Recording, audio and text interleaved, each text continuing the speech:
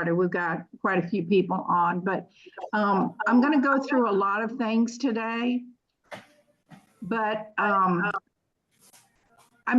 I know I'm going to reiterate this, but let me just tell you the temperature of what's happened since our deadline of August 17th. It has been revealed to me, and this is with a very heavy heart, that we have too many listing agents and brokers in your area that are violating the code of ethics. I'm so appalled by what I have seen in writing coming not only from the listing agents, but the brokers. They're playing these games with us, and we're trying to make a living here and represent buyers and do a great job. So I'll talk a little bit more about it, but I'm just going to tell you, I knew we were going to have some struggles, right? But I had no idea it was going to come from our own industry.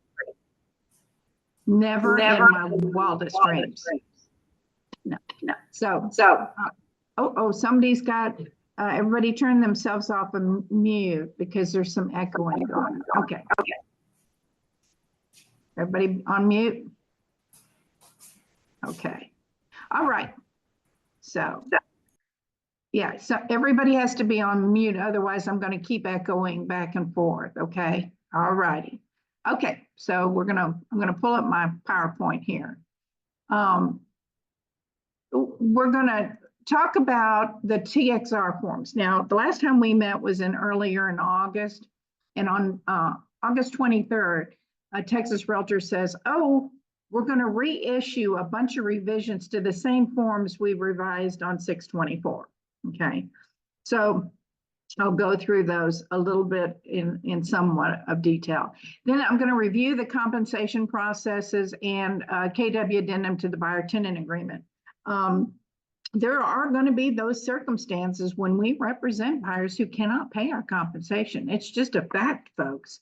And so we just need to know the best way to try and serve them, as well as making sure that you are compensated. And then I'm going to show you a couple of the changes in the 1-to-4 family contract that are significantly different than what we have right now, and the third-party financing addendum. I'm going to show you some of those things. So I have a list of all of the forms that were revised on August 23rd. All the listing agreements have the same thing. So when I go through it on the residential real estate listing agreement, it'll be the same for the lease as well as the farm and ranch. So those are all the same. The intermediary relationship notice changed, and we'll go through that. A couple of changes on the representation disclosure, and then the residential buyer-tenant agreement had some change, not too significant, but just a few. I'm not going to go through the notice from buyer's agent to seller.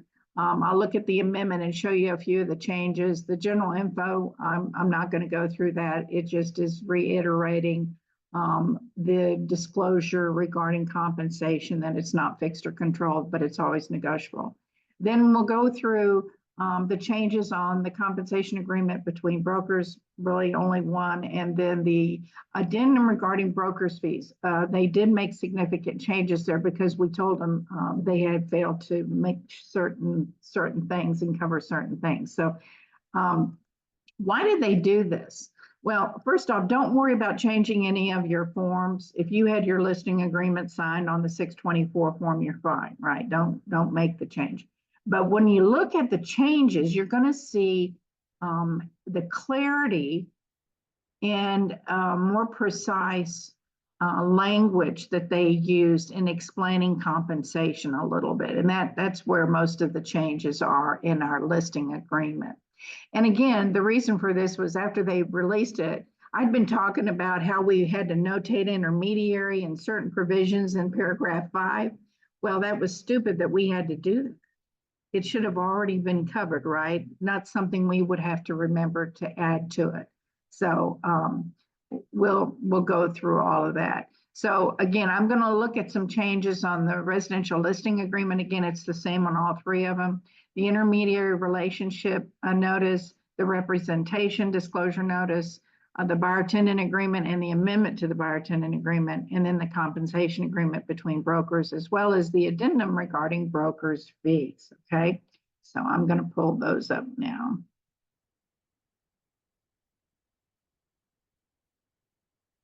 Okay. So in the listing agreement, I provided you, I think, the actual completed form. I'm using the blue line and the red line so you can kind of see the differences of what they removed and then what they added in paragraph 5. Now, the broker's fees in 5A, it said complete both 1 and 2 because there were people, you cannot imagine some of the things I have seen in compliance on that. Again, it's either 5A or 5B, not both ever, okay? So what did they do in 5A? Well, they added or a flat fee of X number of dollars in most of the forms that we're going to see, like the compensation agreement, stuff like that. So they kind of were trying to be consistent instead of saying or a dollar amount, right? Just a flat fee of something. And here is some of the significant changes, okay? It says if broker does not pay the other broker that procures a buyer as specified in 5A2, right? Broker's fee in this paragraph 5A1 will be reduced by any amount not paid to the other broker. That's different. Normally, if you were the only agent to receive compensation, you received all of the compensation in paragraph 5A1. Not so anymore, but it's a unique situation. What they're saying is, sellers, look, if we have a buyer agent that has waived receiving compensation, I automatically have to reduce the compensation I put in 5A1A. Okay, so that is new. So just pay close attention to it. Now we're going to get to some other paragraphs that have additional clarity regarding compensation. Now 5A2 is where we tell them, look, in 5A1, this is what we will receive as our total compensation, sellers. 5A2 says, if the other broker procures a buyer that purchases the property, seller authorizes broker to pay, and broker will pay the other broker the following fees from amounts specified in 5A1. And then 5A2A will have either a percentage or a dollar amount. There is never anything completed on sub-agency. Okay. So 5A1 says, sellers, this is what we're going to receive. And 5A2 says, and this is what we've been authorized by you to share and pay the other broker. Okay. They added 2 paragraphs, 3 and 4. 3 says seller authorizes broker to publicly disclose compensation for the other broker as specified in 5A2. So what does this mean? Well, it gives the listing agent and broker permission to share that information with the other, as well as publicly disclosing it, meaning if you have your own private websites that are not downloading from MLS, you have a compensation website, this gives you permission to do that. Okay. Now, 4 is clearing up some issues since they mentioned this in 5A1 that the broker has to reduce their compensation if the other broker is not receiving it, right?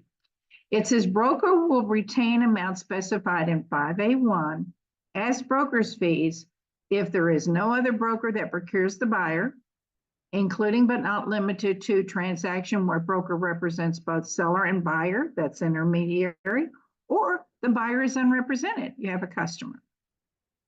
Amounts specified in 5A2A will be applied towards any fees a buyer has agreed to pay broker as specified in a separate written representation agreement. That's more in reference to intermediary type of thing. So again, as a listing agent, if you have a customer in the transaction, you are entitled to everything you put in 5A1A.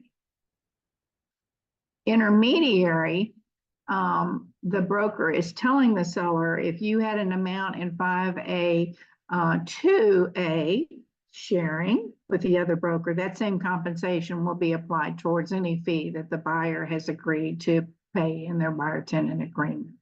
So they cleared that up a great deal on something like that. Any questions on the changes to our listing agreement?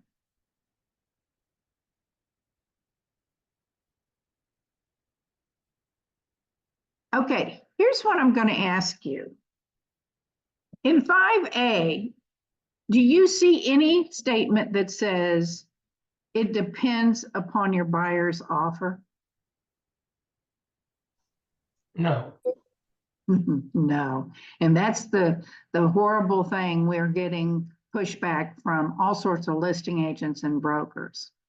5A absolutely is a fact that the seller has given you permission to share with a broker. So you don't get to say it depends. It never depends if 5A is used. Now 5B is a whole different matter. 5B is saying that the seller is not authorizing us to share anything with the other broker. This is only going to be what the seller will pay the listing broker, right? Now, if it's 5B that's marked, it would depend what the seller is willing to offer to the buyer for compensation, and that would be in the terms of the contract and addendum. Okay. But we have really had a lot of issues where it's just not been appropriate, the games that listing agents are playing. And you know what's interesting? We have the best listing agents in Houston area, period. Okay, we know what we're doing. We abide by the code of ethics. And a lot of them that I've talked to, they said, it's not in the seller's best interest for me to play a game. I'm either going to tell them if I have the permission from the seller to share with the other broker, or I'm going to tell them I don't, right? These are significant differences in compensation. One says, yes, I will share, and I'm authorized to share. And the other says, no, this is the seller's only paying my compensation at this point per the listing agreement. Any questions? I have a question, Marilyn. Same here. So 5B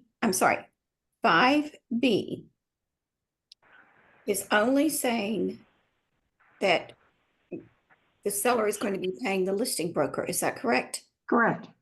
So 5B1A would be marked to say that. What would you put in 5B1B? The only thing I can think of is if there are fees that the listing agent charges, that would notate something like that. Otherwise, I don't have any idea. Like a transaction fee? I guess, I don't know. I know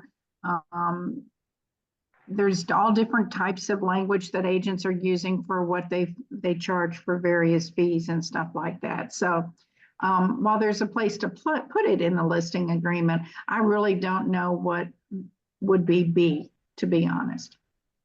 Okay. Marilyn, it's Mitch. Could you put in there if there's a particular buyer? They're saying, hey, if so-and-so come, your neighbor purchases property, I only charge X. Or collect X.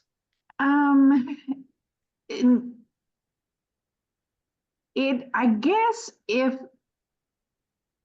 there's a named exclusion, addendum should be on the listing agreement. Right. If they're going to do something like that, because the named exclusion addendum is real clear. And let me tell you, I was in a horrendous lawsuit involving a big brokerage that y'all are all familiar with up in the San Antonio area with Craig's about this. And the named exclusion wasn't used properly. And I'll tell you, we had an attorney yesterday send a letter about the addendum for sale of the property by buyer, and they didn't even know what it meant. And we got into a big brouhaha on it. So it's complicated when you have a seller who wants to reserve somebody, like the named exclusion on something like that. One other question. Marilyn? Hold on, So Karen's still talking. You'll be next. Oh, Okay, so on 5B, you have 5A, B1, A and B. Is there a 5A, B2? I didn't see it. No, there isn't, because there is no other broker. Okay, There's only you as the listing agent. That's what you're gonna get paid. got it. Thank you. Mhm. Sorry, Michael. Okay, so in 5A, 1, if we put 2%, can we later up it to 3% if we wanted to the buyer's agent? Is that a minimum, or is it explicitly 2%? It's what Or the whatever number? seller gives you authorization at the time of the listing. Can your listing agreement be amended? Absolutely. Got it. So we do an amendment if that changes. Now in B1A, if we put, 7% coming to KW Memorial, then can we then pick and choose what we want to give to the buyer's agent at that point based on Are the talking broker about- agreement? Are you talking about 5B? Yeah, 5B1A. So if we No, put you're 7% in never- there. You're never going to share that. That is all the listing brokers. You don't have any permission to share with the other broker with 5B. Right. But if they're willing to still pay a commission to the other side, they just aren't sure what they want to pay. Would that then be the agreement between brokers for compensation that would then dictate what that would be? Nope. It is going to be on the addendum regarding broker's fees. The buyer is going to negotiate directly with the seller.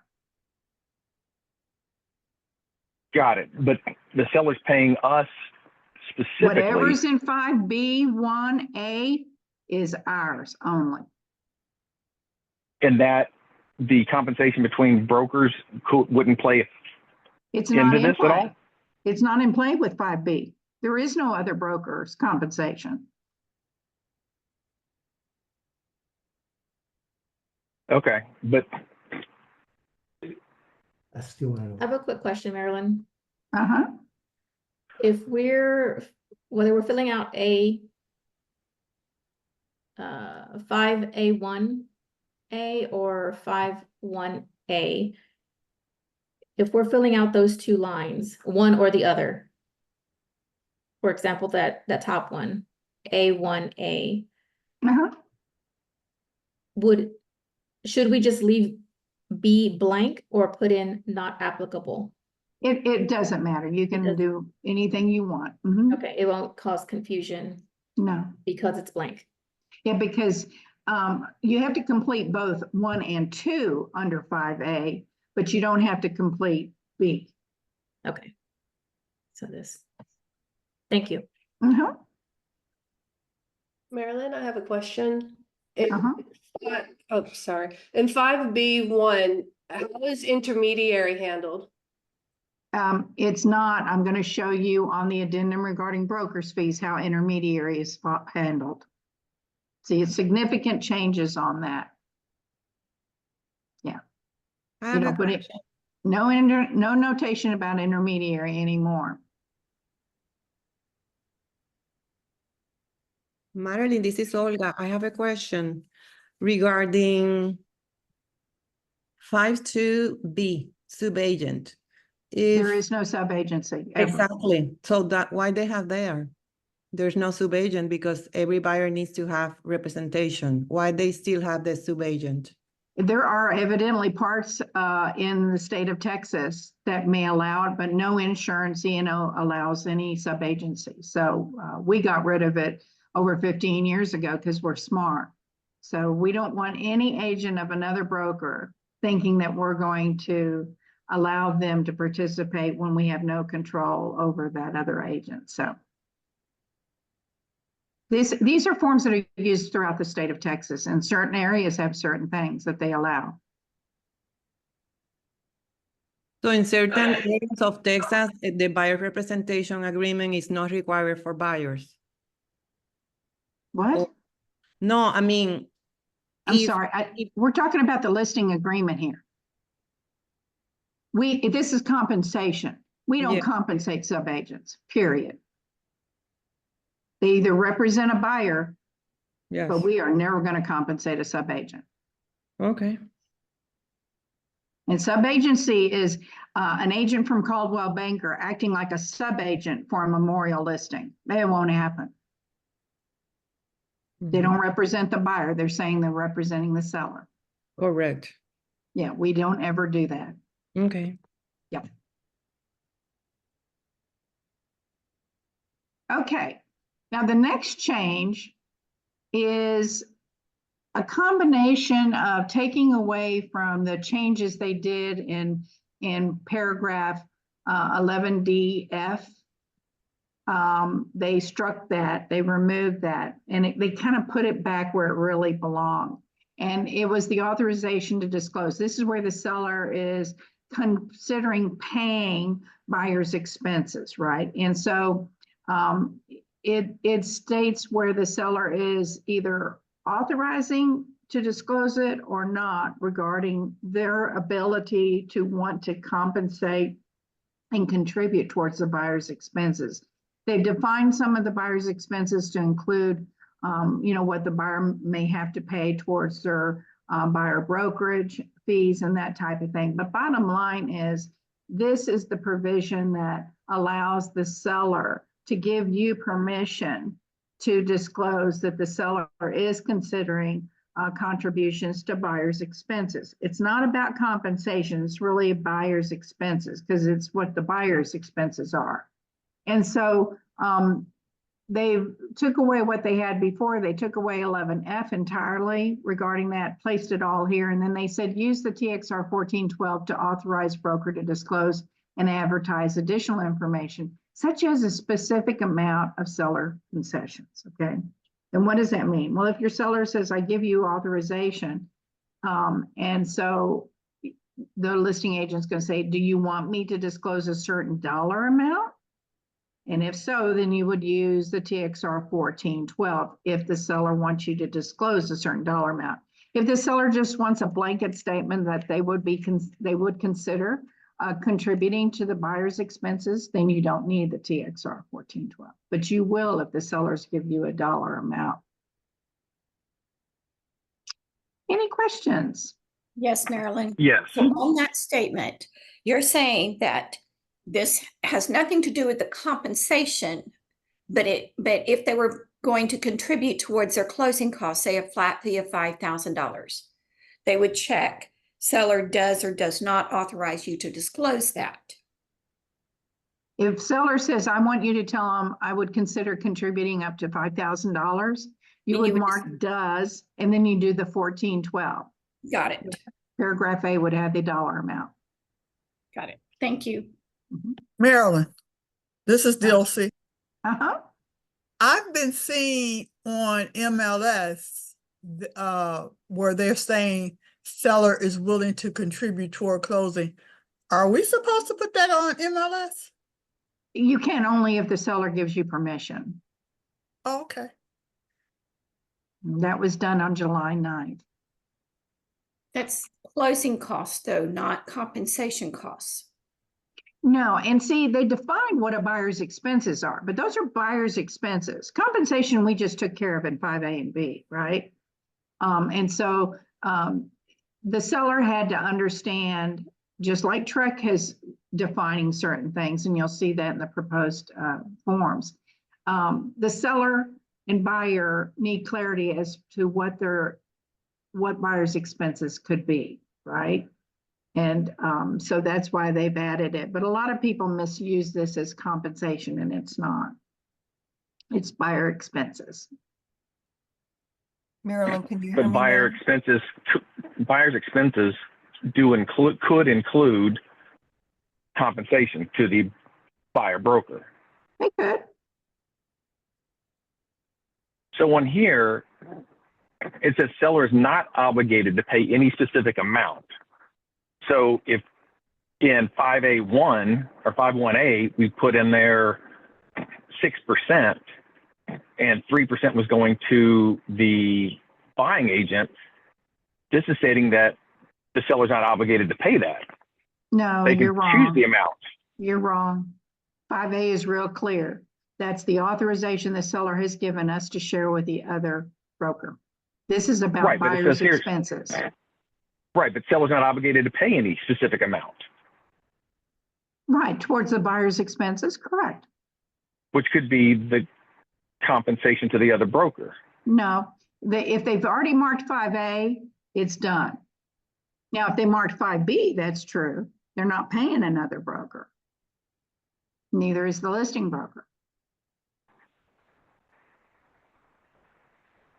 Okay. Because it says right there, such as buyer's broker's fees, Oh, I but know why seller's they not put it obligated to there. pay it. They put it there because there could be some buyers that will negotiate differently with the seller. So, but the But if you put seller, 3% in 5A or 512 or whatever, the other section, that you're paying 3%, that's how can done. they?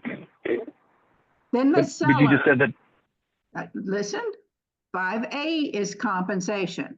If the buyer agent is receiving compensation from the listing broker and has the compensation agreement between brokers, no seller is going to pay more.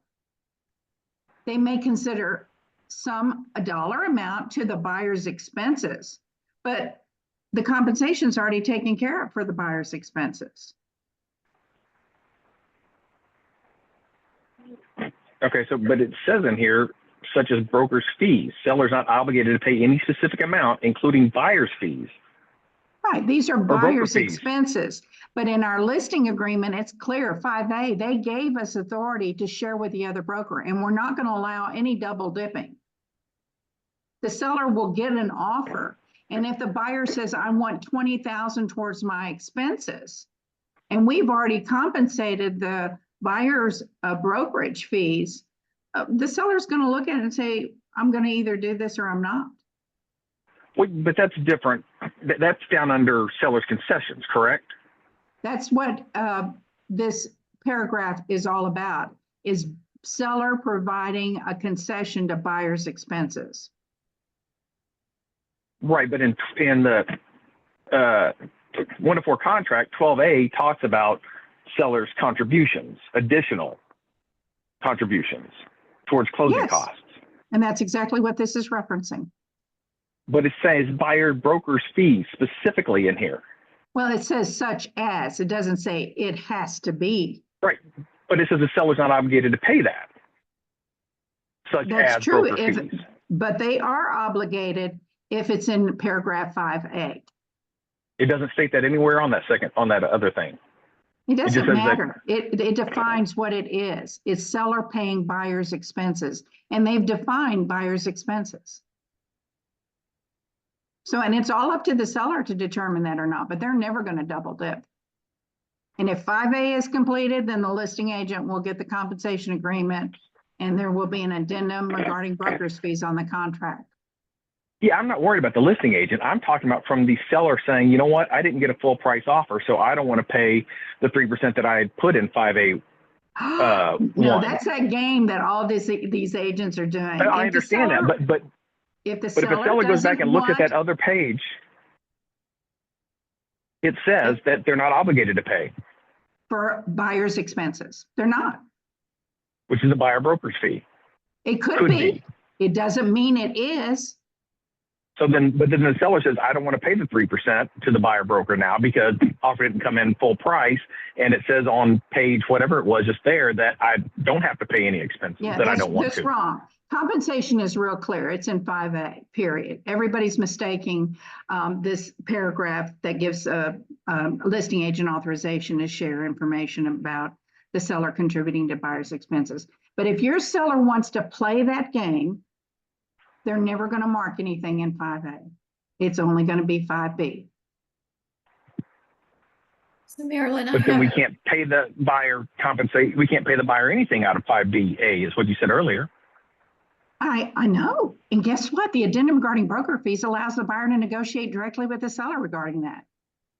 So it's already in place in the form that they can use. So if we put 6% in B1A,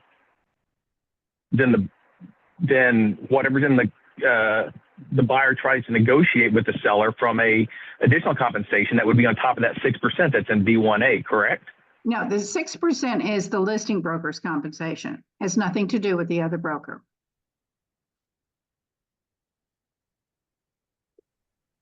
So B1A is for the listing broker?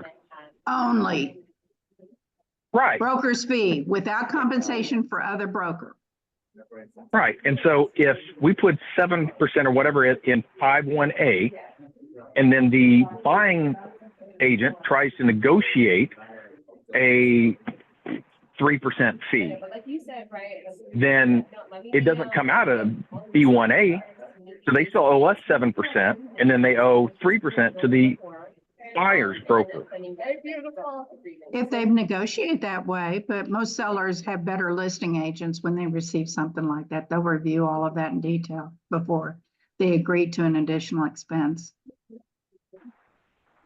Okay, maybe I'm missing something, because you said the B1A has to go to the listing broker. Well, it is. It's the broker's fee. They're not sharing it with anybody else.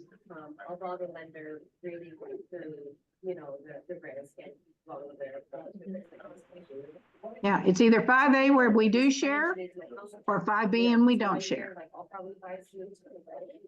Marilyn, I have a question. This is Maria. So Uh-huh. to Michael's point, so if the listing agreement has a broker's fee, agree with the seller, I as a listing agent, I get whatever goes in box B. The next paragraph, which is what we're talking about, the seller is not obligated to cover the buyer's expenses such as the broker's fee. This would apply, right, in the event that I do have on my listing agreement box B checked, and then we get a buyer that wants to negotiate their compensation directly with the seller. Right? So this is how that would play out. We have that in the addendum regarding broker's fees. Okay, Correct. so this is where that would play out. Okay. Yeah. All And right. again, the seller is not obligated to anything they say or do. That's why you use the 1412. They added additional paragraphs. Bottom line is, if the Correct. seller says, I'm not going to ever allow you to share with the other broker, then the parties are going to negotiate it. And that's in the contract. And so we'll see the addendum that's going to be on the contract that should be used right now on every transaction. Got it. Okay. The next one is intermediary. And just generally speaking, intermediaries never followed properly. It very rarely is. And what they wanted to make sure everybody understands, there's a law. If you don't have this done properly at the right time, you actually are using dual agency, which has been outlawed since 2005 in the state of Texas. And this form has to be fully executed between the parties before any buyer would make an offer, because the buyer agent, until all the parties agree to the appointments or whatever the broker allows, until they agree to it in writing, nobody does anything. Otherwise, you're doing a dual agency, which is against the provisions of law. So they wanted to make sure people were using this as the consent form when it clearly said in paragraph C that we have signed written agreements, a listing agreement where they allow the broker to be intermediary, and a buyer tenant agreement where the buyer and tenant agree for the broker to become intermediary. So they changed that up just so everybody understands.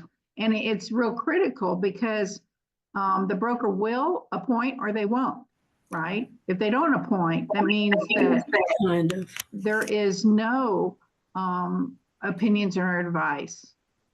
And last time I heard sellers say that's why they hired listing agents. We have a lot of listing agents who misuse this, thinking it's about compensation. And we just went through the revisions in the paragraph 5A, and it says when there's a customer, that's all your amount in 5A, right? And so again, the parties have to acknowledge receipt of this. The undersigned parties reaffirm their consent by signing and dating it. And then they add, of course, the compensation disclosure that's required based on the settlement. So they did clarify a lot of things, people misusing this form, wrong time, not having signed written agreements prior to that. So they made a little clarification on this so that the form is better able to be understood and that type of thing. Okay. Marilyn, Uh-huh. who starts this form? Does this come from the buyer to the seller, or does the seller, can the seller have, I don't know, I mean, Well, the buyer agent knows, the It's buyer an agent has a signed buyer tenant agreement allowing intermediary. That's how they could show the broker's listing, right? right, And so when they want, the buyer says, you know what, I want to make an offer on this. Great, let's get this taken care of first because we're required to by law. got it. So And it's from the once it's buyer. executed and you have it back as a buyer's agent fully signed, then you can turn to the buyer and say, let's draft your offer. So Now I'm going to give typically, you my opinions and advice. so typically this would be initiated by the buyer's agent. Yep. And Thank a you. listing agent, and I had 3 calls last week. A listing agent said, an agent in my office just sent me an offer and didn't send the intermediary. I said, well, you tell them to back up, that the buyer's offer is not going to be submitted until you all get this intermediary relationship notice fully signed by the parties, because it says in there that you're actually acknowledging receipt of it, that the broker makes the appointments, which is what we typically have. We rarely have no appointments, rarely, very rarely. And those are only exceptional cases. And so the parties have to acknowledge it, and then the parties can continue to represent their party at a fiduciary level. Okay, any other questions? I have one quick question. This intermediary form, and I believe you already answered it, but it needs to be filled out and signed by everybody prior to the offer Being drafted. Is there a time frame in which it needs to be signed prior to the offer? Can it be minutes? Can it be a day? Does it matter? Well, let me just present it this way. Okay. If you had to raise your right hand and swear, was it done in a timely fashion? I don't think you can draft an offer in 2 minutes. And that's what I've seen. I've seen where the parties have signed the intermediary relationship, and then the buyer, at the same time that they sign that form, they have their signature on an offer. That is not how it works. Okay, so if they have a feeling that they might be interested in a broker to broker, intermediary type property, they need to sign it at that time. In the beginning, yes. Yeah, Okay. prior to the buyer agent drafting an offer for the buyer. Okay. Got it. Okay. All right, let's see what we got next. Okay. All right, now I'm going to take you to some buyer's forms on the changes. Oops. Hold on.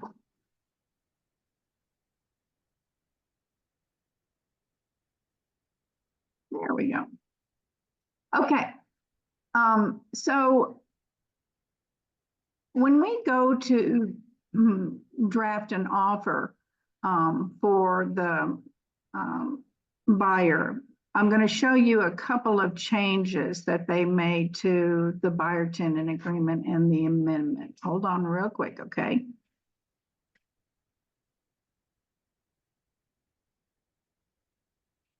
I'll pull this up, sure we got it.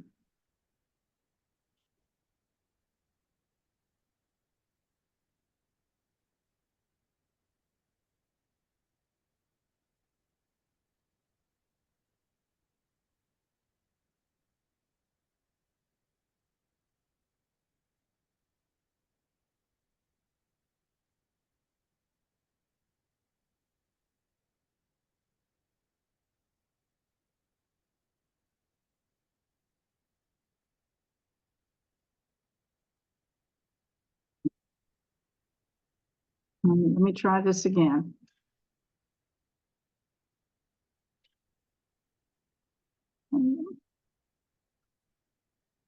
Okay.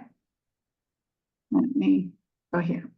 On the changes that they made on the buyer tenant agreement from June was basically that they said, or a flat fee.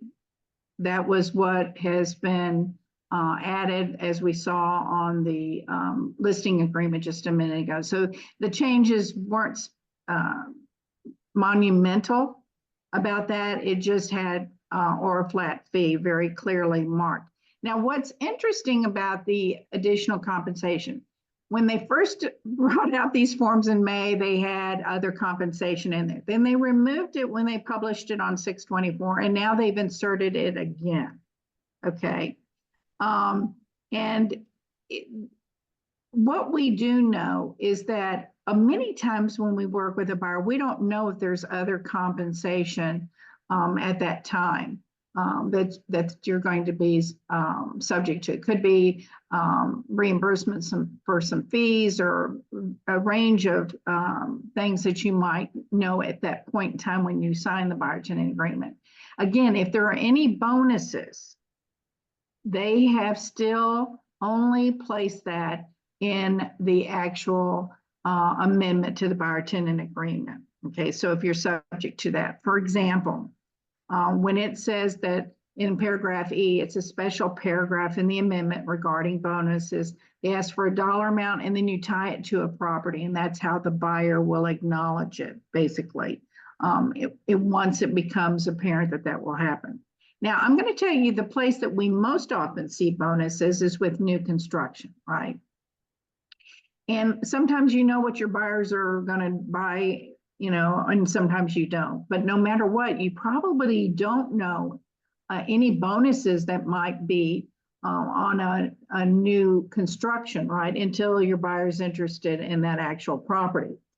What I'm going to tell you about the buyer's contracts, over 15 years ago, they got into trouble because consumers felt that the seller, which was the builder, and the brokers were concealing what the brokers were being paid by the builder for compensation.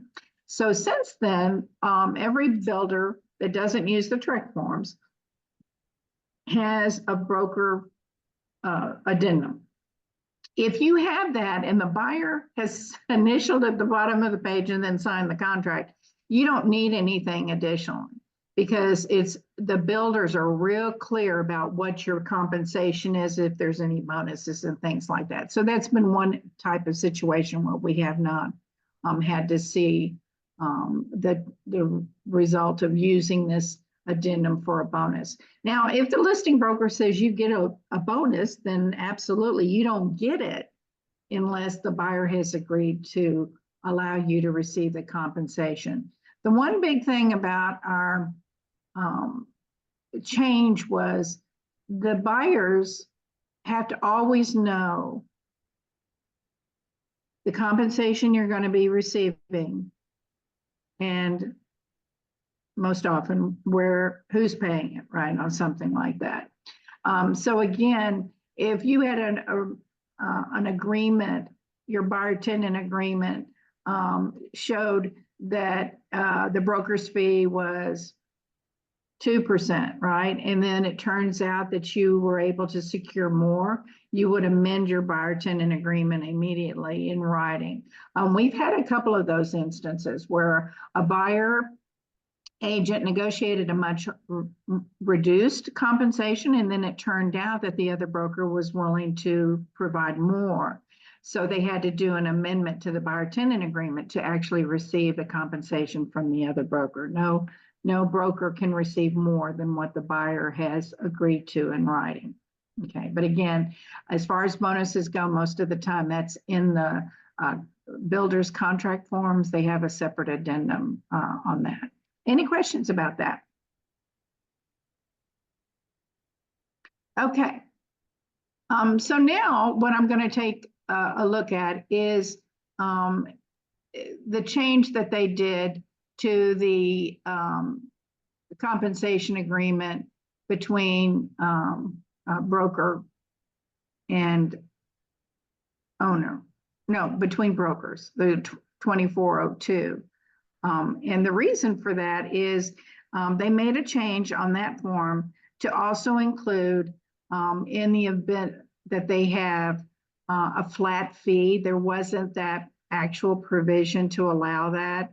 And so they have agreed to change that on their form that we just got.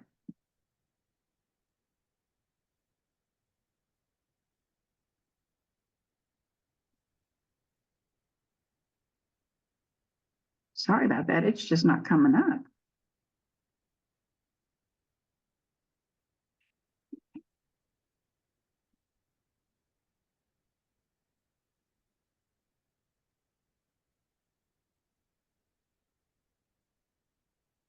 Yeah. Sorry about that. It's crazy.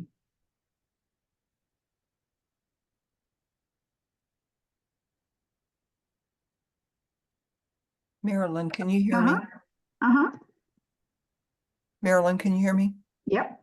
Oh, okay.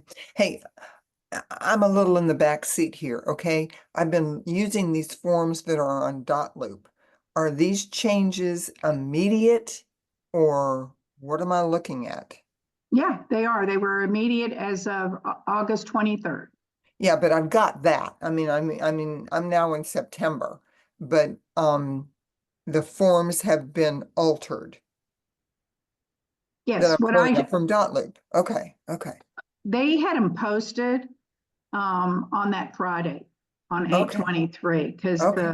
they had corrected making sure that those were all done. Okay, can everybody see this? Sorry about that. Okay, so the only change on the compensation agreement, here in paragraph 5A, they added a separate line. And or a flat fee was added, just like it was in the listing agreement and the buyer tenant agreement. But on the compensation agreement between brokers, they actually put a 3, an actual, I guess, available negotiation or whatever the parties agree to. I don't know what that would be, truthfully. I don't know if there would be some kind of stipulation on that. I can't imagine that, because if you've got 5A marked, you are authorized to share. And that's how this form would get completed on something like that. Now, let me show you. I had a question about that form, Marilyn. Uh-huh. So, I guess the timing of it is what I'm confused about. I submitted an offer. I had both scenarios happening literally within the last 48 hours. There was an agent, I have a listing. There was a buyer's agent that wanted to get this form signed from me before she went ahead and showed the property. She was asking for this form. Uh-huh. Then I'm representing a buyer. We submitted an offer yesterday, and I have communication from the listing agent that there is compensation for the, for the buyer's agent. So do I submit this form before I submit my offer, or do I submit it with my offer? It's where No, not with your offer, and I'll show you why. Okay. Can everybody see this paragraph 7? Yes.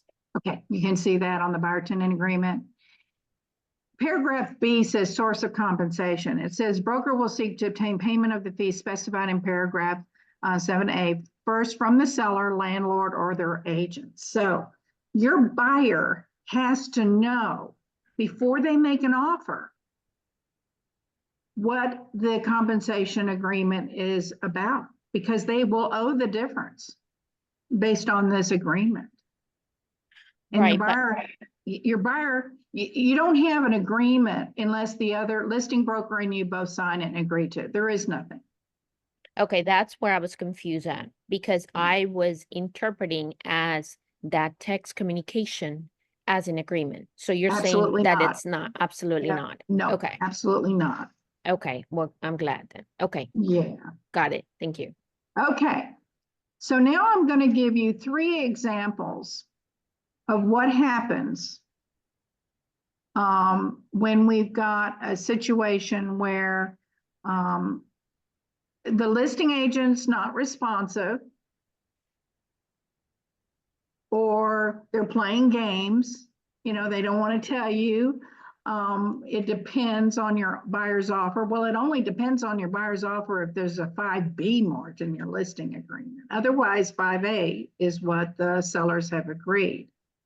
So when we have those situations, you have to turn to your buyer and explain the situation, because as I said, the buyer and you have a fiduciary duty to this buyer, and you said that you were going to seek that compensation from another source first, okay? Because if not, then your buyer owes it all. So, you know, there are games that are being played on out there that we don't want our buyers to be subject to waiting around when listing agents are playing games, right? And we can't secure that compensation agreement.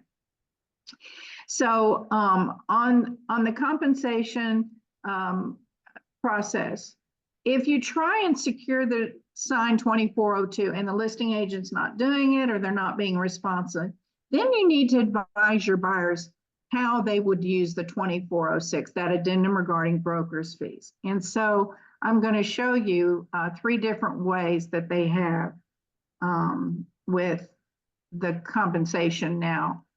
They changed the form.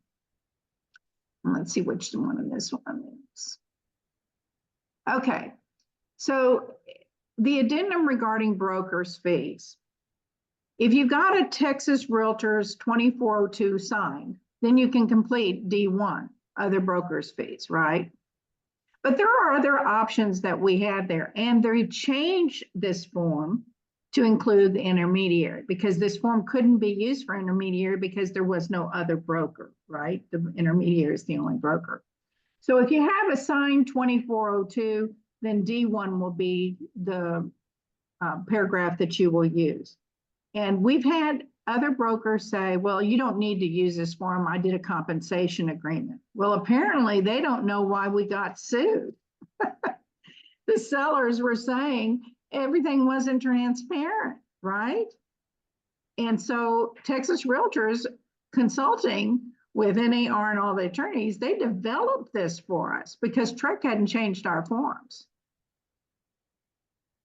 So on this form, we have several different ways to use it. The one I'm showing you right now is where there is a signed compensation agreement between brokers, and you're going to put the amount that was on the compensation agreement that you had, okay? Now, the next one I'm going to show you is where... Marilyn, I have a question about the 2406. Okay. Okay, I've got the 2406. It's agreed upon with that amount, whatever.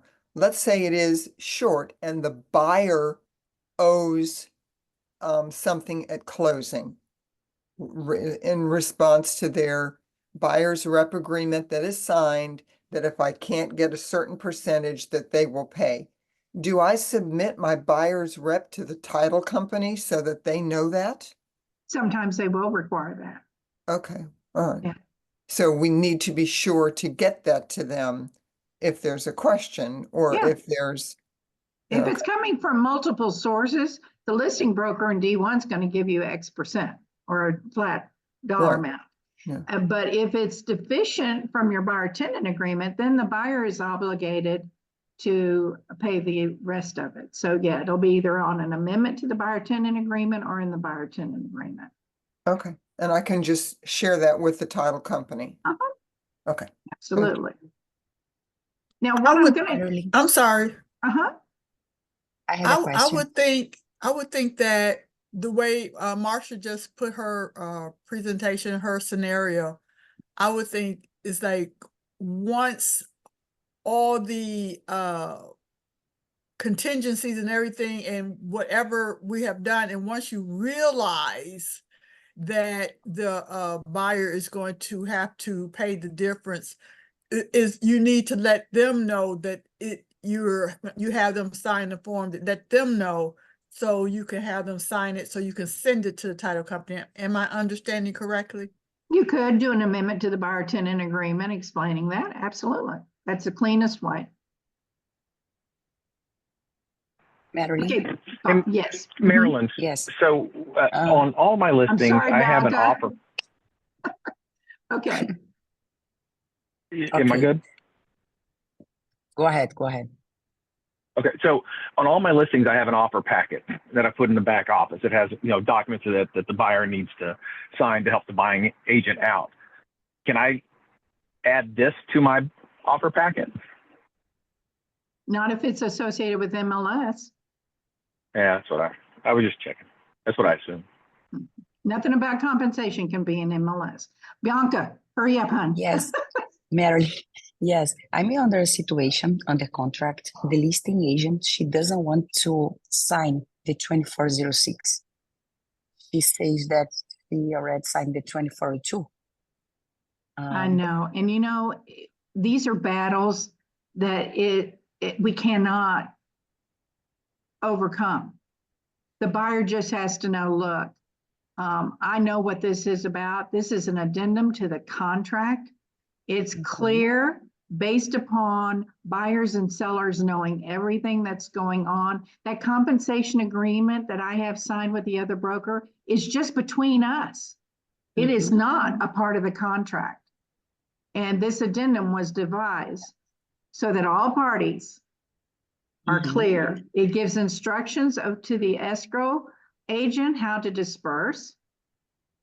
And it is very unfortunate that the other parties aren't realizing that this addendum actually confirms everything in writing and is transparent for both parties. And Marilyn, if the buyer doesn't sign the 2406, then they owe the money, right? 2406 basically says the buyer doesn't owe the money. So you could easily say, listen, you don't have to sign this, but now you're going to pay me instead of the other broker. Well, this form is used, if you receive an offer and there is no addendum regarding broker's fees and you haven't signed a 2402, your only assumption is going to be that the buyer is paying the buyer agent. But I'm saying if my buyer, like Bianca was saying, that their buyer didn't want to sign this form. No, she's saying the listing agent The was listing not agent, yes. agreeing to have the seller sign it. Oh, geez. I know, that's what I'm telling you. It has been revealed to me that these obstacles shouldn't be there.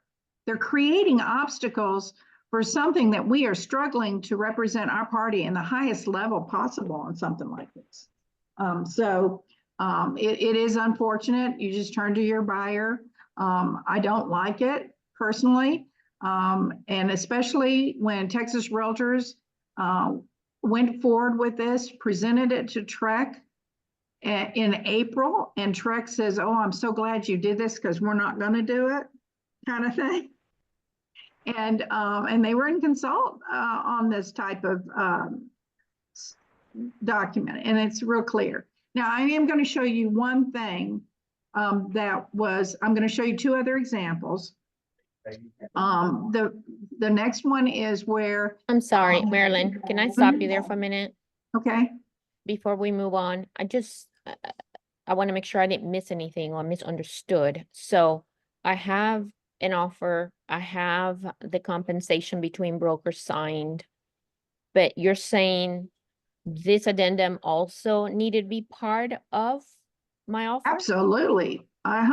It should be attached to the contract in paragraph 22 and signed by all parties. That satisfies it. And it's clear and transparent between the parties, the amount and who's paying it. Okay, so what is 24? So then what is the purpose of 2402 if the other broker is saying, yes, you're going to get compensated from my agreement Okay, well, with I'm the going to tell you seller? something. If you don't have it, and and they identified it and it's in bold in both D1 and D2, Right. that if you don't have it signed in a separate written compensation agreement, it doesn't work. You don't have it, no matter what you put on this paragraph. If you don't have that separate written compensation agreement signed, you don't get it. Right, but I do have it signed. Yeah, I just that's don't fine. have, I don't have this one that we have on the screen signed. Well, you can amend the contract and add it. Okay, that's where I was coming from. So I need both, or I would be protected if I have both. You should always have both. I should Mhm. always have both. Yeah, So- in the sense of the listing broker is going to share compensation with you, or there's a for sale by owner. So, but on most of your offers, you should always have this addendum regarding broker's fees. Got it. Thank you. Okay. Marilyn, Mhm. Marilyn. Just me to confirm if I'm thinking correct here. The compensation between brokers supposed to come even before the offer, correct? Correct. And then the terms, the paragraph 4 for the compensation between brokers, there is a beginning and an end. What's the end? What's the paragraph what I should use as the end? The closing date? No, there's two different ways. When a buyer presents this buyer presents this to the listing agent, the buyer agent to the listing agent, they're going to put a term in there that they think they'll have an executed contract. Okay. Now, most buyer agents that I've seen have made it a very long term. That tells me that the listing agent doesn't know what they're doing. Yeah. And the reason I say that is you have to have an executed contract within this term as a buyer's agent, otherwise you don't get it. Case in point, we had one where the listing agent didn't know what they were doing. They said, I will agree for it to start today, but it's not going to go on for 4 months. We're going to put a week on it. And what that listing agent was trying to do is create urgency, make sure that the buyer does present the offer and that the term of compensation for that buyer's agent means you're going to have an executed contract within that term or you don't get anything. Now I understand. Okay. Okay, so this can be 3 days, 4 days. Should be within the time they will be submitting the offer. Yeah, basically. listing agents have a different perspective. They're going to want a shorter term. Buyer's agents, I've seen crazy dates, one of them a whole year. But that tells me Not that the listing agent wasn't paying attention because that's not. Yeah, as a what buying it agent, is. you would want it as long as possible. It's like an Yeah. option period. Yeah, but a listing agent absolutely is never going to do that. So you send this over before you send the offer over, and then That's my question. So I'm that- doing before we even show the property. We want to know that there's a compensation where we used to be able to look at it on Matrix. We can't see that now. So if my buyer is adamant that they need that broker compensation, I would be getting this signed before I even show the property. if I've got 10 showings on my property, then I got 10 agents sending me this crap. Let them real estate. Now, Hey, welcome to Marilyn, NAR. Well, Michael, to support what you're saying, I think at one point, Marilyn, and correct me if I'm wrong, we were told that we can, as listing agents, have the 2402, the compensation agreement between brokers, ready to roll like we do offer instructions and send after a showing has been scheduled so that if 5A1 is checked, that's already established. And we don't have to wait for the buyer's agent to reach out to us, as long as it doesn't have a link that traces it back to MLS. Is that correct? Yeah, but you're never going to sign it. While you may fill in some particular information, the buyer agent has to complete the rest because they have to register their client. Correct. And It's all that. pre-filled Yeah. out for them to have, But not signed. that we can still disclose the amount because we have that authorization from. Right, as long as it's not a part of MLS or download feed from MLS, right? Not signed, just pre-filled out. The buyer's agent would fill out the rest of it, signed by their buyers, send back to us. I mean, by the agent, send back to us, we would sign it. Okay. Correct. Yep. Okay. And as I told you, a lot of the listing agents are saying they're putting a packet in the property itself. So when the buyer agent shows the property, they pick that packet up. So is this all right to do that? Oh, yeah, it's not in MLS, it's at the property. Right, so that's my question to you is regarding the terms. I'm one of those agents that have pre-filled it, put it in my property, in my listing. But then for the terms, you're telling us that not to put it long term. I did put it long term because if you have it, I've already pre-filled it. It's much easier for me to have it, let's say 2 months. Well, you can choose to do that. I'm just saying that most listing agents want to establish a sense of urgency on the part of a buyer submitting an offer. Okay, for me, it's easy to just fill it out and leave it there. I don't have to worry about the dates. I put the term 3 month, whatever. That way it's open to everybody and I don't have to be bothered by phone calls and so I am doing it correctly, correct? Mm-hmm. Thank you. I have a thought on that recently. What happens if your seller changes the compensation to, let's say, they drop it by 2 points? You've still said you're paying that other agent 3%. Who's responsible for that? Because they've already been handed out to everybody. With the 3 month date on there. Good point, Mitch. Mitch, but Also handed out without a signature, correct? Yeah, nobody signs it, right? Yeah. That's true. It's not signed. And what the listing agent would have to say is, unfortunately, when I did that, the seller had agreed to certain terms. We have since amended those terms. And so the compensation is now this. Yeah. Could that open us up to a lawsuit though? No, it's not given. Nobody, you don't get it until this is signed by all parties. Can I put a rider on my sign saying we offer 3% commission? Yeah. You can, but I would not do that. I'd probably say we offer buyer's compensation. Well, I mean, but there's no problem with that of putting that out. No, Like in it's the not a house part of or MLS. anything. That's true. The only problem would be is that, well, you advertised it that way. So anyway, false advertisement if it's changed. So that's why the actual amount could cause you some problems on advertising. Marilyn, I have a question on that. I saw on, I guess it was the Facebook page, our Facebook page, that somebody had posted putting a keychain that says we offer 3% in the super box could be a violation since Supra is connected somehow to the MLS. Is that correct? Yeah. Okay, so we don't do that. Don't put it in the super box.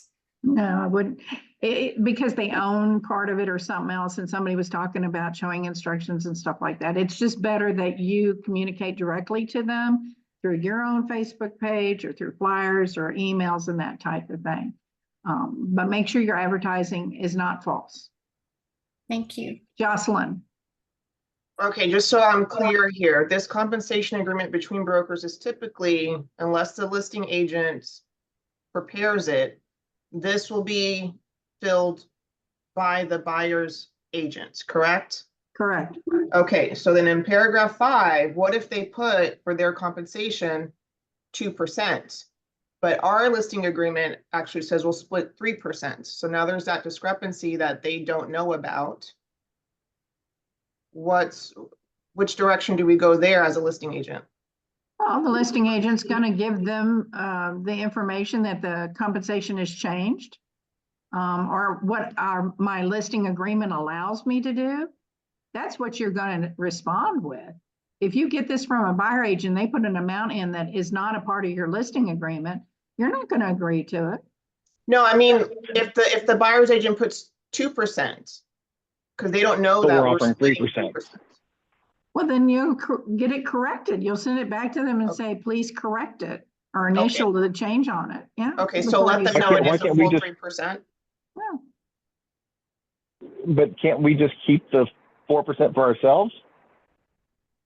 no, you saw in 5A that the compensation to the other broker will be reduce your compensation. It doesn't mean you get to keep the rest. So if you had 3% for the other broker and they said it's 2, you're not going to get the other percent. But then So- we could drop the price by 1% theoretically, because the seller won't have to pay that to the buying agent. You know, there's all sorts of different scenarios, but what you're going to always do is abide by what your sellers agreed to in their listing agreement. The seller is easily able to change that at any point in time.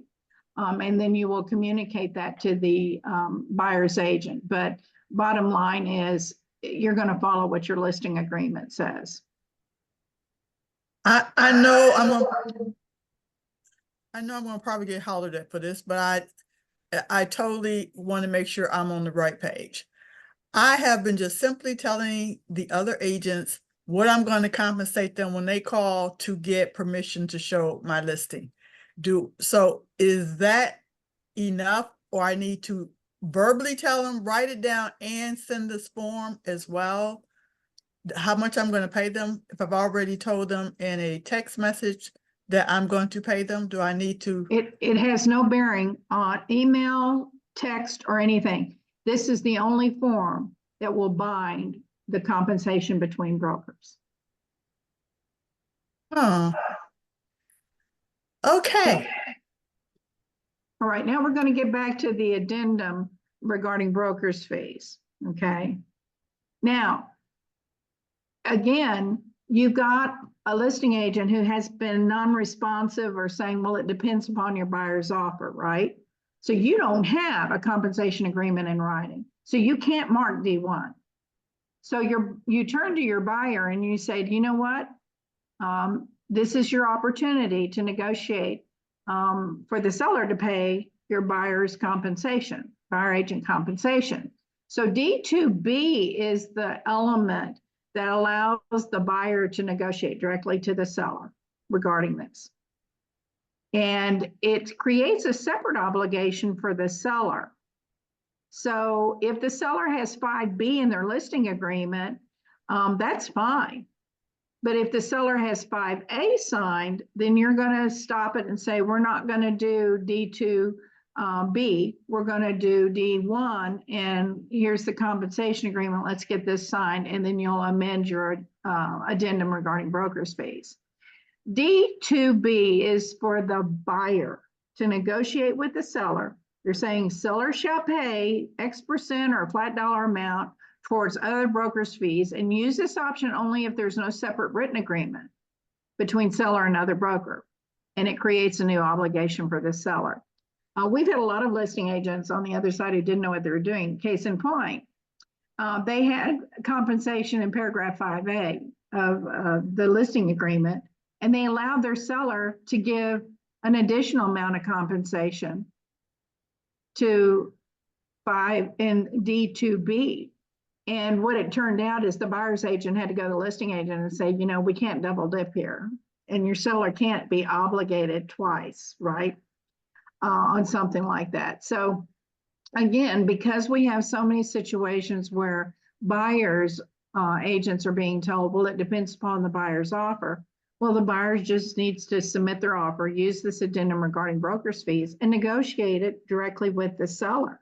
Now, as a listing agent, you better know what you're doing, because otherwise you could have your seller obligated to creating a separate obligation, and that would not be what you would want to do on something like that. But again, you know, it is one of those things that require to pay close attention as a listing agent to what your sellers agreed to in the listing agreement.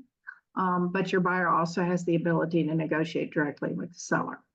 So So Marilyn, just to confirm this, Marilyn, if you have 6% in 5.1A, and then the list as a listing agent, and then you get this in D2B at 3%, that means that the seller is now obligated to pay 6%, correct?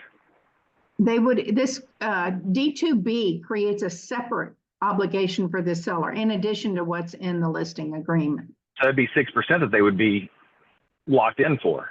Yeah, you're not going to do that. If you're a listing agent and 5A has been marked where you can share with the other broker, you're going to tell the buyer's agent to resubmit and get that compensation agreement done in writing, and then resubmit with the proper area marked D1 on the addendum regarding. That's if you're a smart fees. listing agent. There's a lot of stupid agents out there, as you know. And we've had to go back and do amendments because the listing agent didn't know what they were doing. But technically, if I was a buyer agent and I check D2B, then, and the listing agent doesn't catch it, then they now owe 6%. Yeah, it's going to be a battle between the listing agent and the seller, but certainly not with the buyer, because the seller created a separate obligation by doing this. That listing agent costs it. Okay. Yeah, the listing agent's going to pay for it. So Marilyn, I have one question on this one. This is the form that we fill under, D2B, when we don't have the 2402. So you're telling us we cannot do double dipping, which I understand. I'm going to fill this under D2B, because I don't have the 2402. So then I'm going to send it with my offer. The agent is going to tell me, go ahead and change it then to D1, because we are giving, let's say, 3% commission. And then I'll remove it on the, because when on my offer, I'm filling this, and under paragraph 22, I'm putting it as an addendum to the contract 2406, and I'm saying this is attached to my offer. The agent receives it and tells me, no, go ahead and change it to D1, because we are giving compensation to broker. You're not going to do that unless you have the 2402 signed. Correct, but I'm filling this up first, in the first place, because I don't have a 2402. I can't get hold of the And agent. that's the way that the buyer should negotiate with the seller when you don't have written compensation agreements from the broker or for sell by owner. Correct. So then I'm going to have to go back and amend this one, change this form. Could be, and the listing agent should have been more responsive. Right, so the right procedure is I'll go back and then submit another one.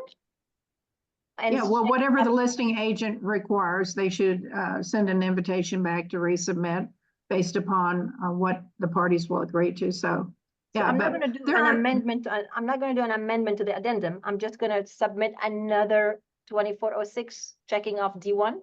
Correct, and different offer with everything marked the right way. Okay. Marilyn, so best practice might be when submitting an offer and we haven't had a communication between the listing agent regarding any cooperative compensation to the buying broker. We can say, I'm submitting the 2406 due to the fact that I have not received the proper information. If there is a compensation being offered in 5A1 of your listing agreement or 2, then please submit that information and I will adjust this form to reflect D1. Can we do that?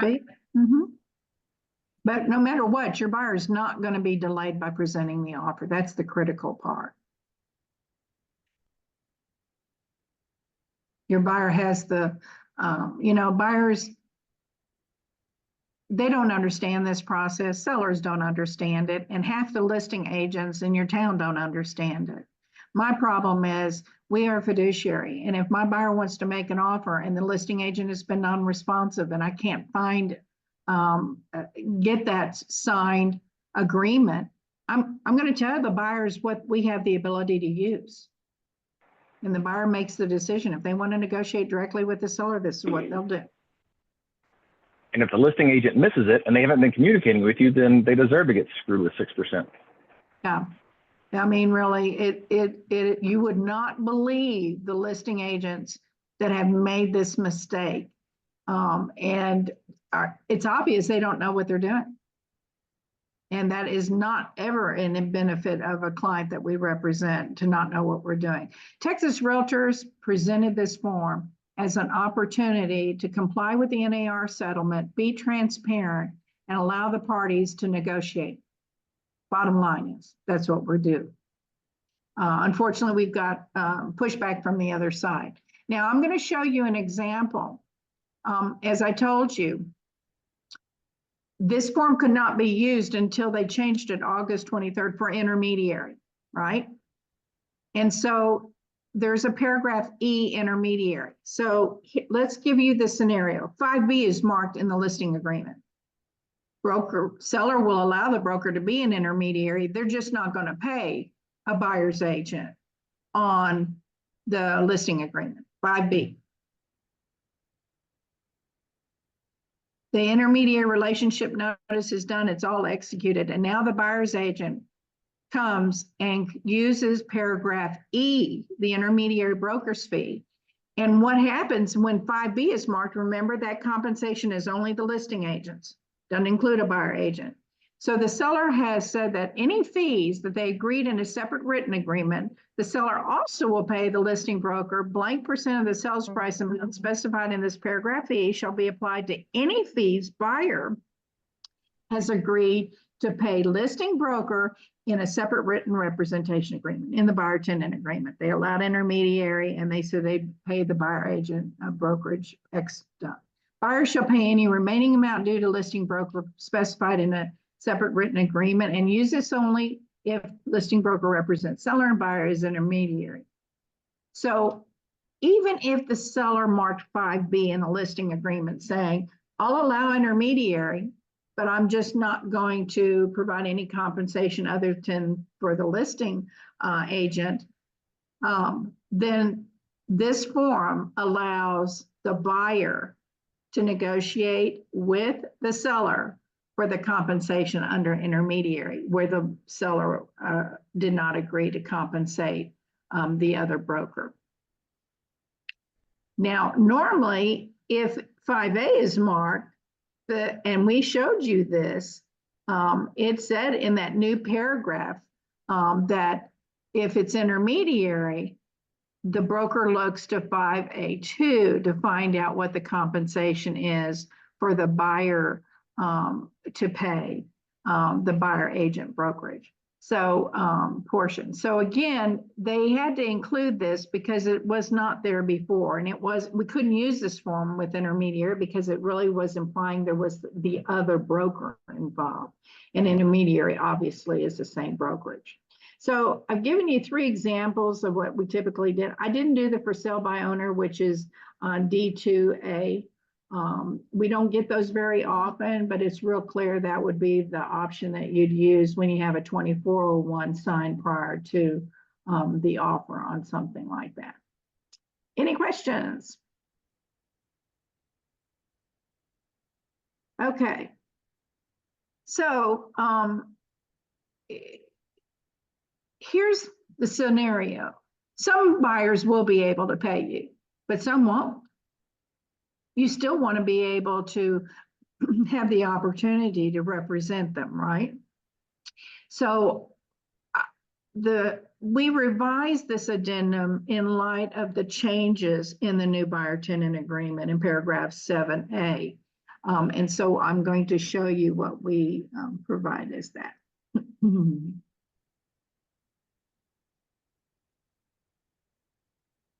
There we go. Okay, can everybody see that? All right. So here's the deal.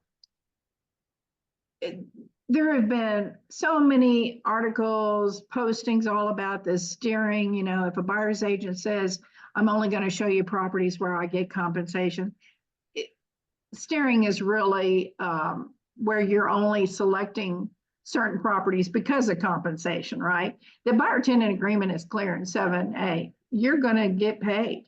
And 7B says the buyer is going to pay you if you can't first get it from another source. So there's certain options that the parties need to understand.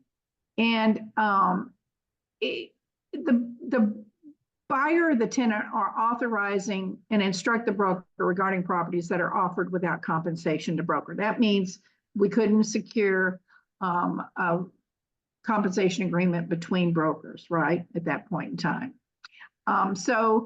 The buyer gives you permission to show properties where no compensation is offered to broker and will agree to pay the broker the compensation in 7A. Okay, that's clear. That's exactly what 7A and 7B are about. And it says the agreement for compensation may be subject to third-party approval if the buyer is financing. That is absolutely correct. And I told you that the process for you as a buyer agent is your buyer needs to know, can they afford to pay you and still be individually approved if they're acquiring a loan? And the lender is the one who's going to be able to determine that for the buyer. And then it says the buyer tenant gives broker and agent permission to show properties where compensation is not offered to broker. For example, if not offered in MLS, a listing in MLS that has no compensation for sell by owner or builder owned property. Before presenting an offer, broker agent will try to negotiate compensation for broker with the listing broker seller in accordance with 7B. That's what it says, the other source. And buyer tenant will decide how they want to proceed prior to an offer if there's no written agreement to provide compensation to broker from another source.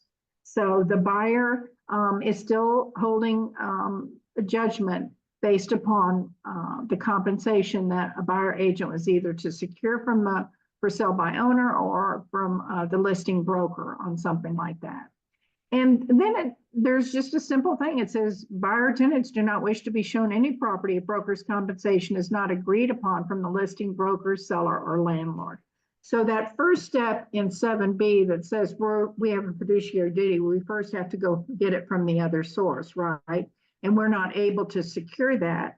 The buyer could instruct you not to show any properties where you're not able to do that. What does this say? It really tells the buyer, you have options. I just showed you 2406. The buyer always has an option to negotiate directly with the seller, regardless if there's not a response by the listing agent. That's on, the listing agent and the seller know what the agreement is that they have. But the buyer has the option to do that. And the buyer needs to know that you're willing to represent them and you're going to work hard for them. We do as buyer's agents, tenant agents as well. But bottom line is sometimes a buyer is going to be concerned that they can't pay you.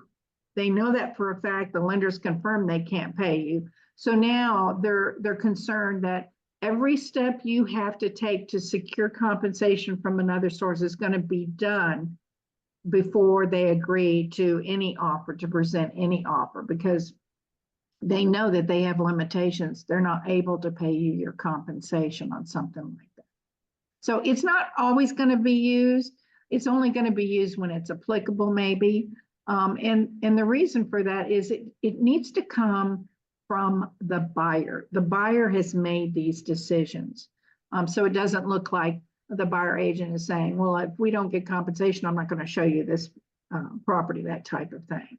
It's very tricky what we are faced with when I had a top producer yesterday say, this has just caused so much confusion with this 7B.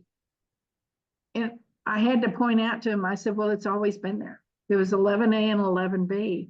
It has always been that anybody who signs that buyer tenant agreement was obligated to pay you. It was just the other source was so much simpler when it was what? Posted in MLS. That's the only thing that's changed. They always agreed to pay you. It just was much easier for us to traverse and find the compensation because it was posted right there in MLS. And it was a unilateral offer of compensation. You could take that all the way to arbitration at Texas Realtors. So my concern is that we have a lot of resistance from listing agents. And bottom line is they have a fiduciary duty to their sellers to get that property sold.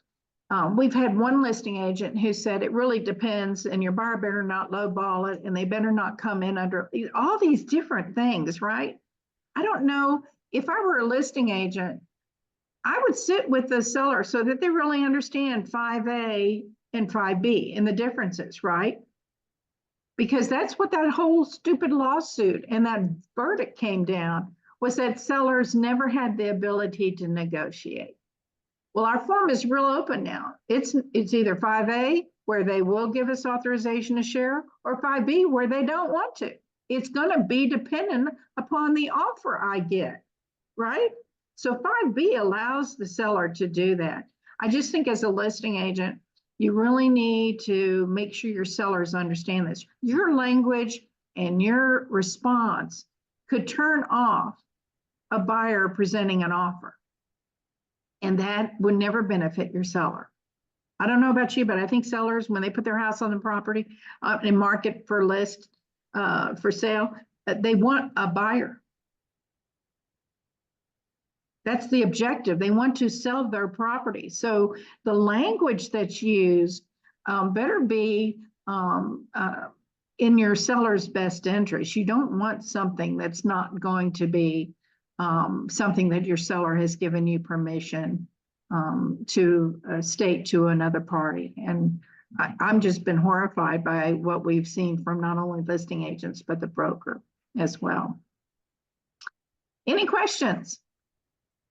I've got a question, Marilyn. On that last form you just showed, what if my buyer can pay up to 1%, but they don't want to see anything that's not paying at least 2% commission? So they'll say anything that's showing 2% commission or above, I want to see, but if it's not showing, if they're saying 1% commission, then I don't want to show it. Can that form be used that way I think so. as a protection Absolutely. for us? Yeah. But we'd have to put a percentage in there, right? Well, you have to put a percentage in your buyer tenant agreement. And that's what you and the buyer agree to, right? If you put 1% in your buyer tenant agreement, that's all you're going to get unless your buyer No, I'm agrees sorry. to something What I meant different. was my buyer tenant says 3%, but Right. they don't want to see any properties that aren't offering at least 2% commission because they can afford to pay me that extra 1% out of their pocket because they owe 3%. But if somebody's only offering 1%, they don't want to see that property. You see, because they can't pay that 2%. They can also put that in the special provisions of your buyer tenant agreement as well. Okay. Yeah, it's just, we offered the addendum. There were some buyers agents that were having trouble figuring out how to present it, but not look like they're steering the buyer, that it's always the buyer who's instructed the broker on those types of things. But it's always been in the buyer rep agreement. That's what I don't understand where all this confusion is coming from. It's Like it's not ever been there. And it's always been there. Texas Realtors looks after all realtors positions. And compensation is a big one, as we have found out now with it being removed from MLS. Okay, the last thing I want to show you, we're having so much fun here, is the actual changes in TREC, okay? Real quickly, there are 2 areas on the proposed forms. And if they get all approved and everything's great, they'll be approved on November 4th. 2 areas. One of them is paragraph 6C, and then the other one is paragraph 12, and we'll get to that. But here's what happened. Because of the stumbling block of getting things notarized, see that T47 affidavit had to be notarized and delivered within those number of days with the existing survey. So what they did is they went to the Texas Department of Insurance, the title companies did, and said, can we have a T47.1 declaration? A declaration does not have to be notarized, right? And so it took quite a while for the Texas Department of Insurance to get that approved and done, and it has been done. And so 6C1 will now include a provision about using the declaration as instead of the notarized affidavit. Now in paragraph 2, this is where the buyer negotiates that they are going to get their own survey, right? And so what they did is they changed the word may from shall, because shall sees the buyer's going to get it, right? And so we have a lot of cash buyers who say, oh, I don't need it, and they want to waive it and all this other stuff.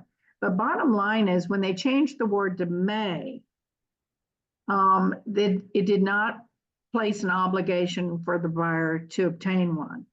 And it says, if buyer fails to obtain the survey, buyer may not terminate the contract under paragraph 2B of the third-party financing addendum because the survey was not obtained. When this first was presented over 18 months ago, this was the big element that was the stumbling block. TREC couldn't change the language because if the buyer chose not to get the survey, but the lender required it, the buyer couldn't terminate based on property approval, which is lender in 2B.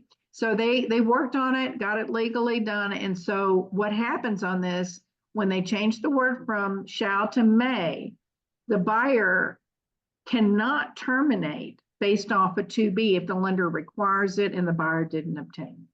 Okay, so that was and that took months and months and months of discussions and negotiations, but paragraph 6C was changed significantly for that.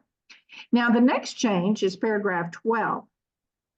And paragraph 12 is settlement expenses. And what they did is that they looked at it being clear to all parties. They needed to define some things, just like they did about buyer's expenses could include certain things, and not tie it directly to limitation on something. The parties get to negotiate. But what's interesting in the draft form, it's kind of hard to see. Sorry, they've got the word draft on it.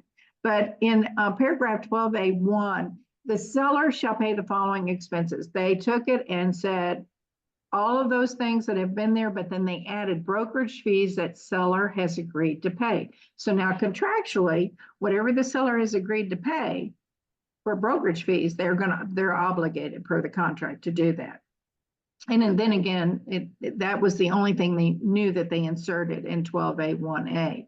Now 12A1B has changed because it says the following amount to be applied to brokerage fees that buyer has agreed to pay. It's either a dollar amount or percentage, okay?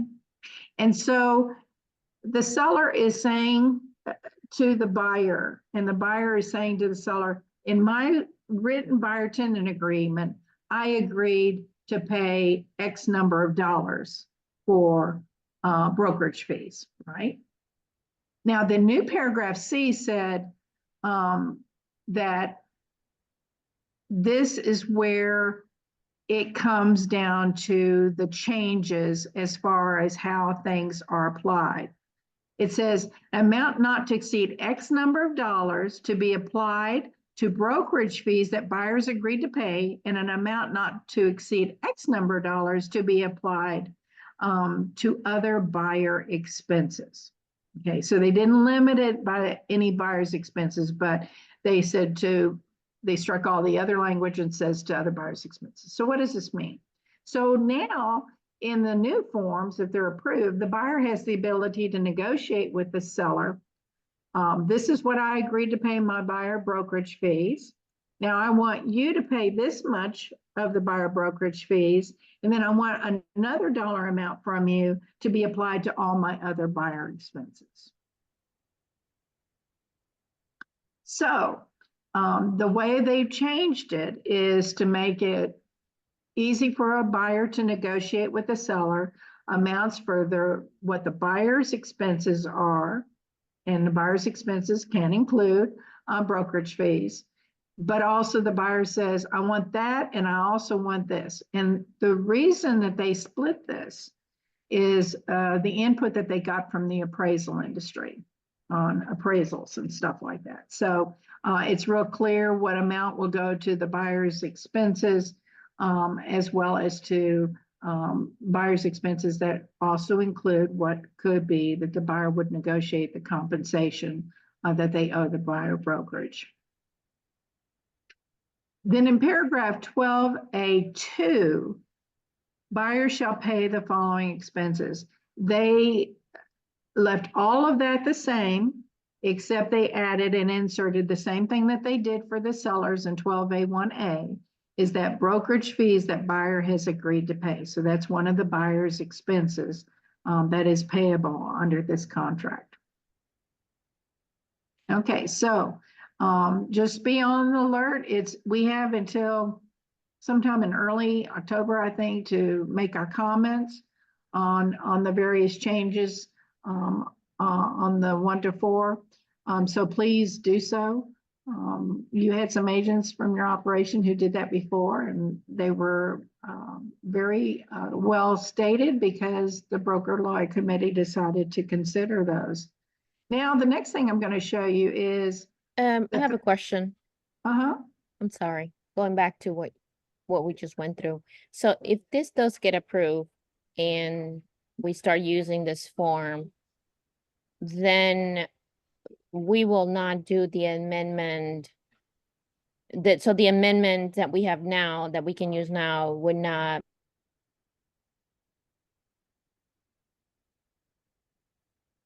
You're talking about the addendum regarding brokers' fees? Hello? Can y'all hear me? Yes, Marilyn, I can hear you. Okay. Yeah, no, the addendum regarding brokers' fees could still apply because the buyer may not negotiate here directly with the seller. They may negotiate with the listing broker paying the compensation. It just depends upon what's in the listing broker's listing agreement, if it's 5A. So there could still be a use for all of the forms that we have. It just really will be dependent upon the situation. Okay, so now I'm going to show you the third-party financing addendum. This is my favorite change. I think you could hear the thunderous applause when Trek introduced this change. Oh, somebody just left by. Okay, so buyer approval. Currently, in our third-party financing addendum, buyers have the option to tell a seller within those number of days, I didn't get approved and I get my earnest money back, right? Well, now they're not making it real easy for a buyer to terminate based off of buyer approval. The buyer may terminate this contract within so many days after the effective date of the contract by giving seller 1, notice of termination, and 2, a copy of written statement from the lender setting forth the reasons for lender's determination. If buyer terminates a contract under this provision, this contract will terminate and the earnest money will be refunded to buyer. If buyer does not terminate the contract under paragraph 2A, the contract shall no longer be subject to the buyer obtaining buyer approval. So basically what they said, the same way that they have it in property approval, you can terminate, but I'm going to need not only the termination form, but the written termination statement from the lender setting forth the reasons why you were not individually approved. So I love this change. I think it's been horribly abused. We've had so many sellers who have this conditional approval form by the lender, and the lender said they've looked at everything and everything looks good, right? And that's why the seller decided to go forward with that offer. And the next thing you know, the buyer turns up and says, oh, I'm not individually approved. And everybody's scratching their head thinking, well, this conditional approval letter said you were, you know what I'm saying? And I understand certain things can change, but not to have it backed up by the lender, who's the only one who can say what? You're approved or you're not. So personally, I like that change a lot. I think it's well overdue. And they're pretty certain that this is going to pass without anybody having any objection to that. Okay, wasn't that fun? Yes, yes. Yeah. So what are we going to do next time? Well, I'm hoping that we have a better environment for our buyers and our buyers agents to succeed in. It just is very unfortunate. As I said, all the games that are being played, and it doesn't make any sense at all. I don't think it benefits the sellers and it doesn't benefit the buyers ever. So what are we going to do next month? Well, I'm going to take the remainder. They've got, they've really totally reworked the backup addendum. There's some other forms that Trek has revised. And so we're going to go through the various provisions again, that are the changes. I showed you 2 significant ones, but there are more, and the third and the 1 to 4 family contract as well. So we're going to look at the Trek proposed changes because we're going to be very close to hopefully getting these approved and totally approved by November 4th at the Trek meeting and something like that. All right, good people, please stay safe and well, and I look forward to seeing you. Take care. Thank you, Thank Marilyn. you, Marilyn. Thank Bye. you. Thank you so much, Marilyn.